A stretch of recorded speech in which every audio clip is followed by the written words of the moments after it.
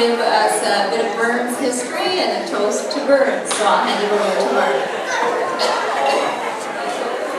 Thank you very much. Good evening, ladies and gentlemen. It gives me great pleasure to address you once again on this, the annual Burns Supper hosted by Sherry's School of Highland Dance. And I do thank her again for the opportunity to speak on the life and times of one of Scotland's favourite sons, the immortal Robbie Burns.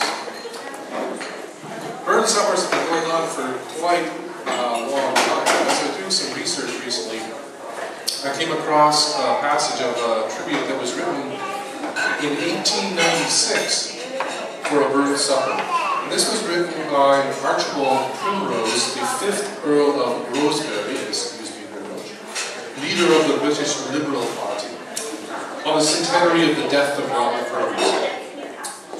And the Earl writes, "Try and reconstruct Burns as he was, a peasant born in a cottage that no sanitary inspector in these days would tolerate for a moment, struggling with desperate effort against pauperism, almost in vain, snatching at scraps of learning in intervals of toil, as it were, with his teeth, a heavy, silent lad, proud of his plough.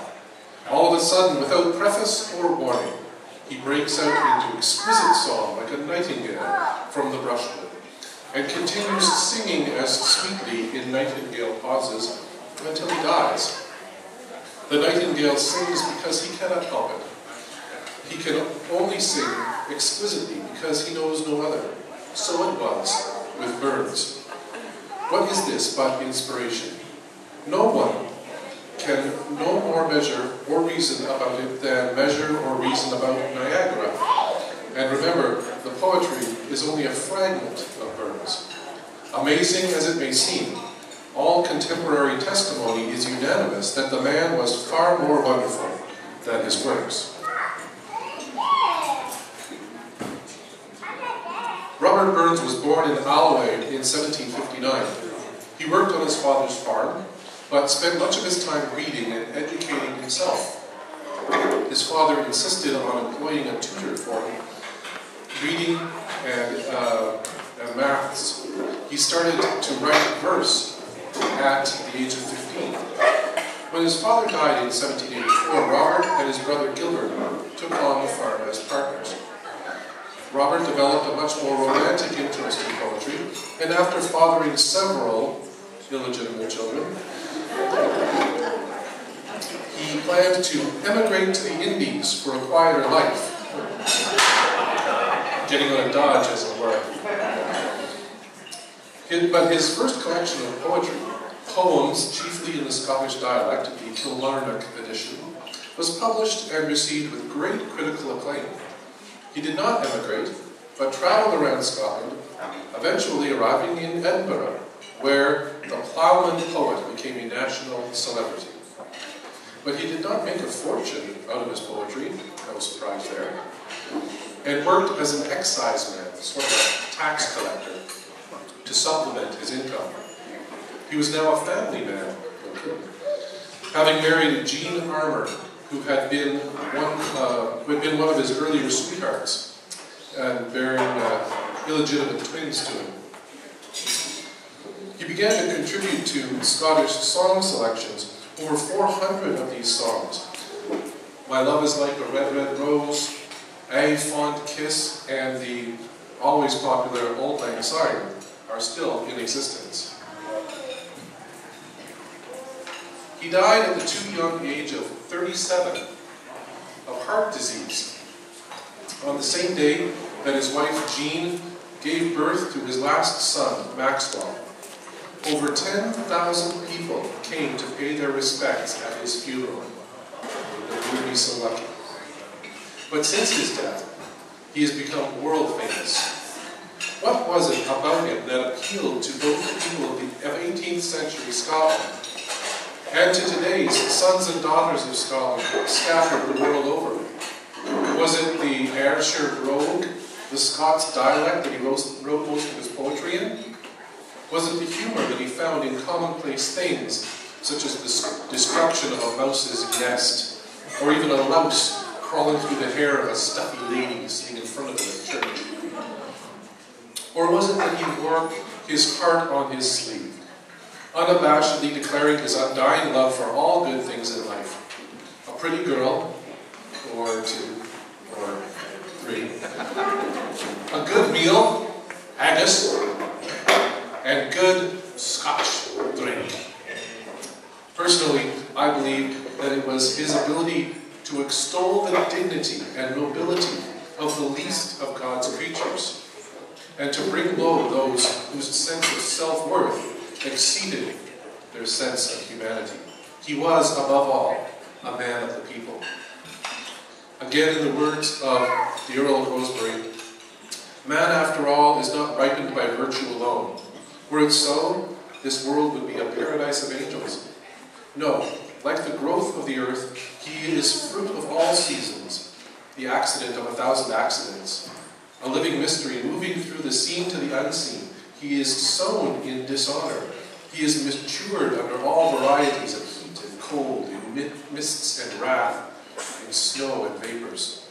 At the end, he is reaped the product not of good alone, but of sorrow, perhaps mellowed and ripened, perhaps stricken and withered and sour. How then shall we judge anyone? How, at any rate, shall we judge a giant, great in gifts and great in temptation, great in strength and great in weakness? Let us glory in his strength and be comforted in his weakness. And when we thank heaven for the inestimable gift of Robert Burns, we do not need to remember wherein he was imperfect, for we cannot bring ourselves to regret that he was made from the same clay as ourselves. For a prince can mak a belted knight, a marquis duke and all that, but an honest man aboon his might, good faith, and all that. For all that and all that, there are dignities and all that, the pith sense and pride of worth, are higher rank than all that. Then let us pray that come what may, as come it will, for all that. That sense of worth o'er all the earth shall bear the green and all that. For all that and all that is coming yet, for all that. That man to man, the world o'er, shall brothers be, for all that. And with that, ladies and gentlemen, I ask that you charge your glasses, stand with me, and raise a toast to the memory of the immortal bard, Robbie Burns. Robbie Burns.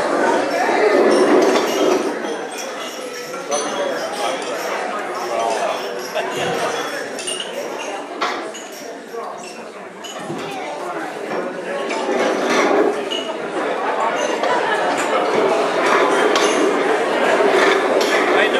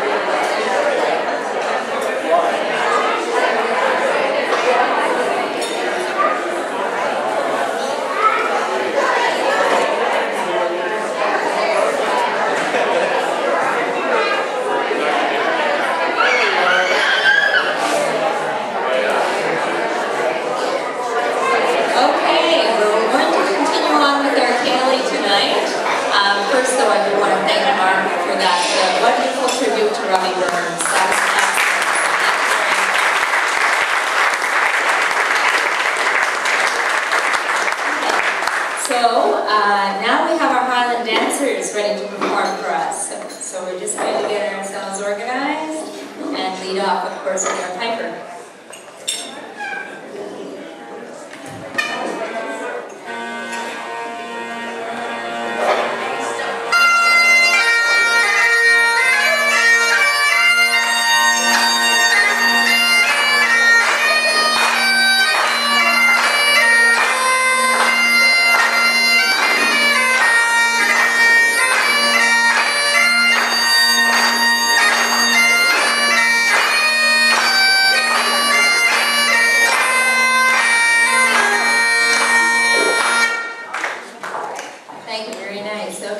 Our first dance is the Highland Fling.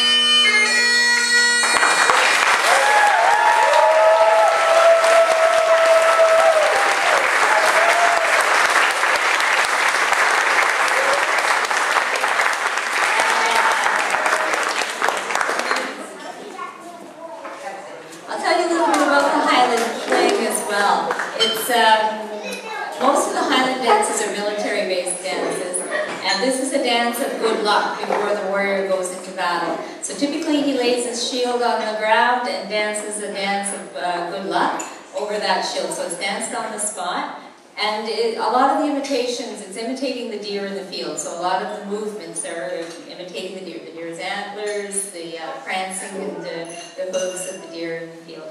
Our next dance is typically done by the older dancers, and it's Johnny Will Thou Go to the Barracks. It's a recruiting dance.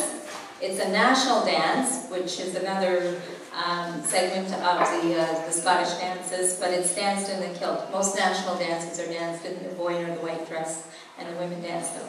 Typically, men danced in kilts, women did not dance in kilts, but we make an exception for the Highland dancers, of course, now. So, this is Johnny Will Thou Go to the Barracks.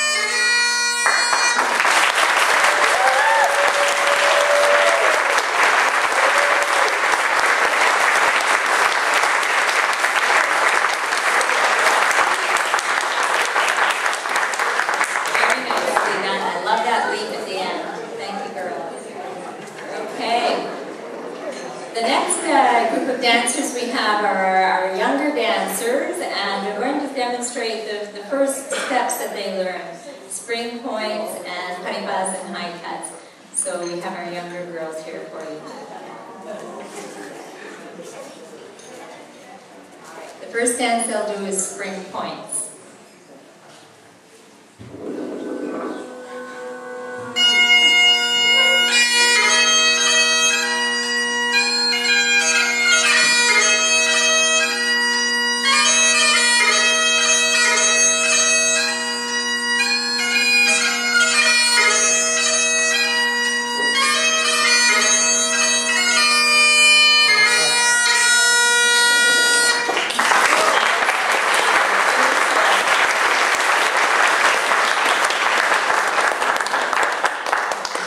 Well done.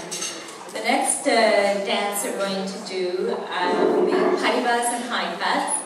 And putty buzz and high cuts are the beginning of the sword dance. So this is the first part that they learn as they're starting to learn the sword dance. Okay.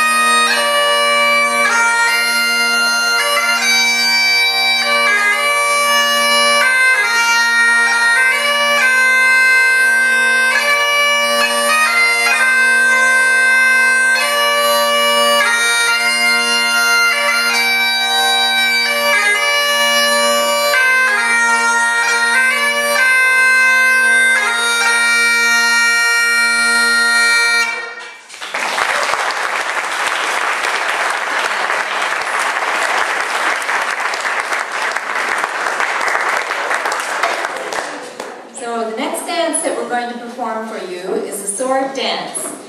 And as I mentioned, most of the Highland dances, and this is one of the Highland dances, are military based. The sword dance is a dance of victory after battle. So you take your sword, and these are Scottish broadswords. So you take your sword and your opponent's sword, throw them down on the ground, and dance a wild dance of victory over your swords. It's a very intricate dance, so the footwork in this is very precise, because of course it's bad luck to kick your swords.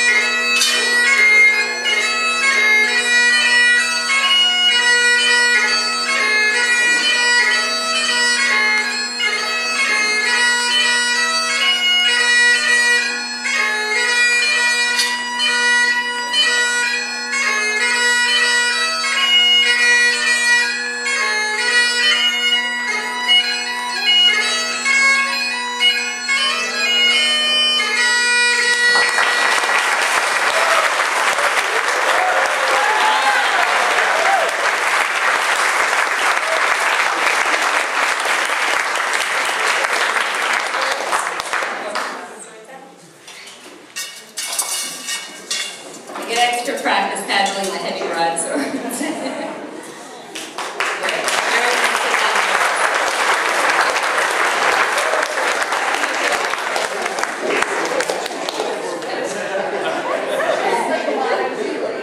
Our next dance is the Chantreuse. And Chantreuse is Gaelic for without trousers. The girls love this because it's nice to dance a dance without trousers. It's kind of fun.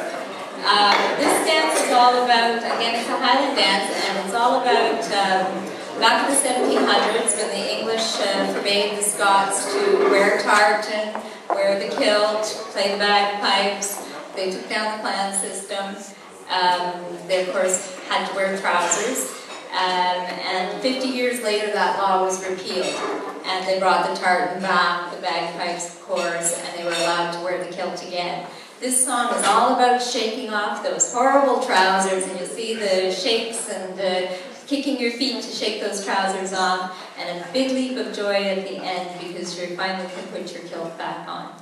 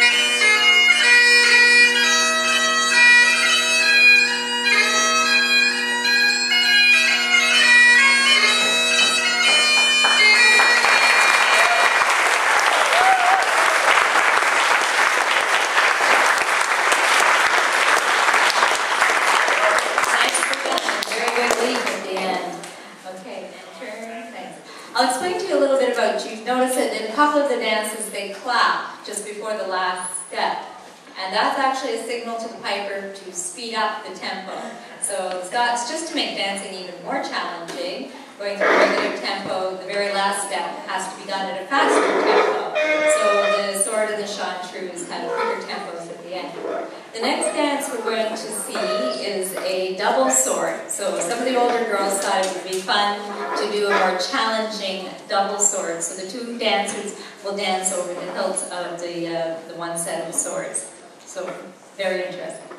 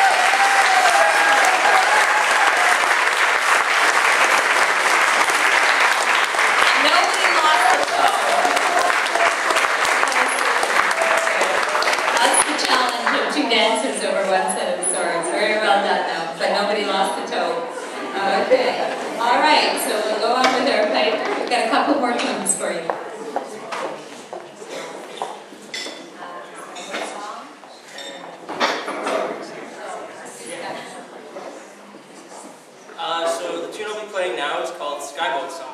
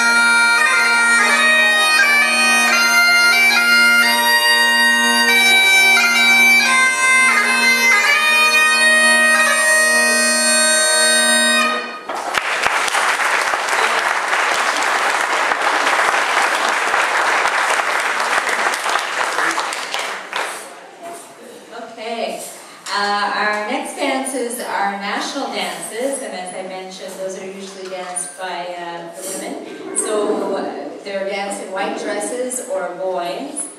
The first set of girls has white dresses on, and I think we will see in the boying later, which is a plaid skirt and a velvet vest with a plaid sash. So Our first dance is the Scottish lilt, very graceful dance and with elements of ballet in it.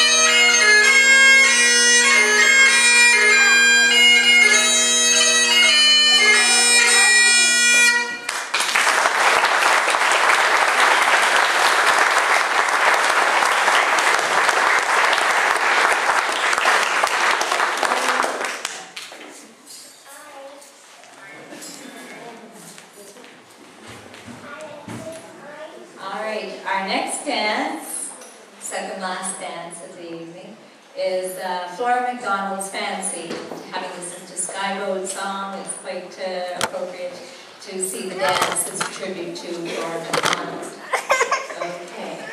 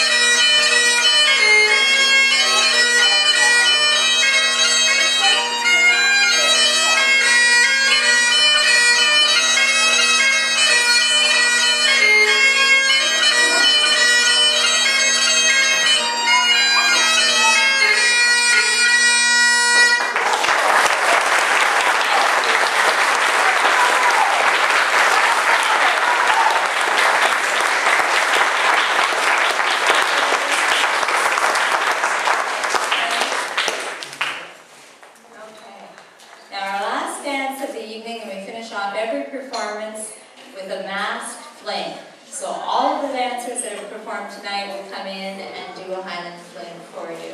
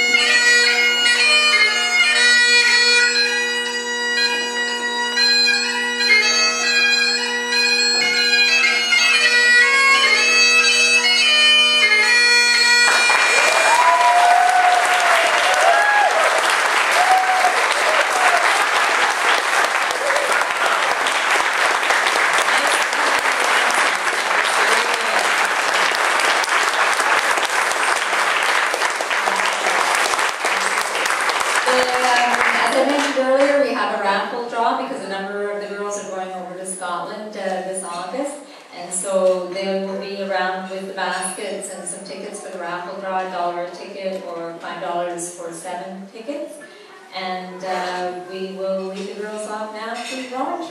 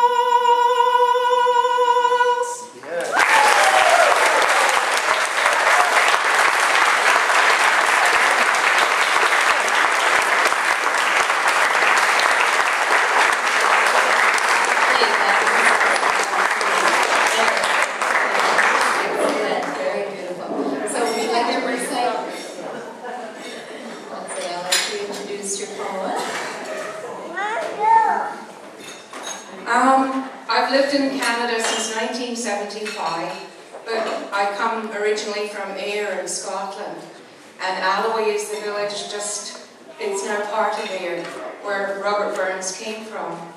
And tonight we've heard some of the poems that are beautiful and the songs that are haunting. This one's a little bit different. It's called Willy Wastle. Willy Wastle dwells on Tweed, The Scot they caught Lincoln Doddy.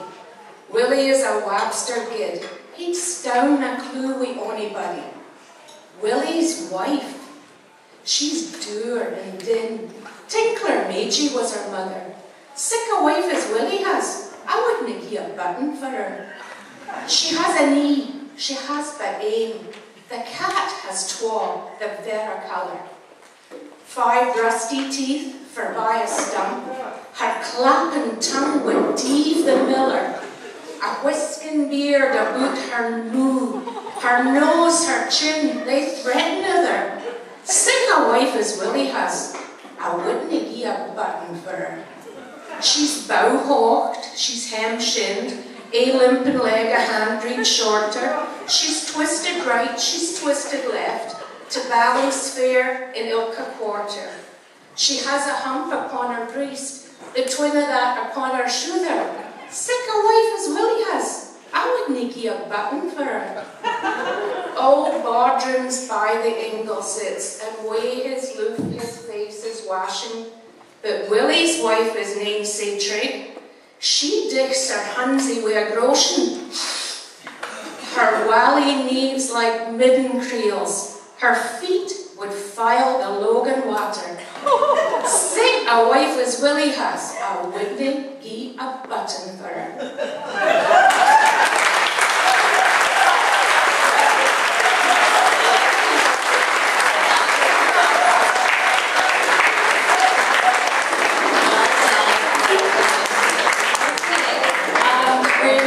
We're going to take down the head tables and make a little bit of space now. The girls will come around with the baskets and the raffles, and we'll get ready for our band and some dancing. All right.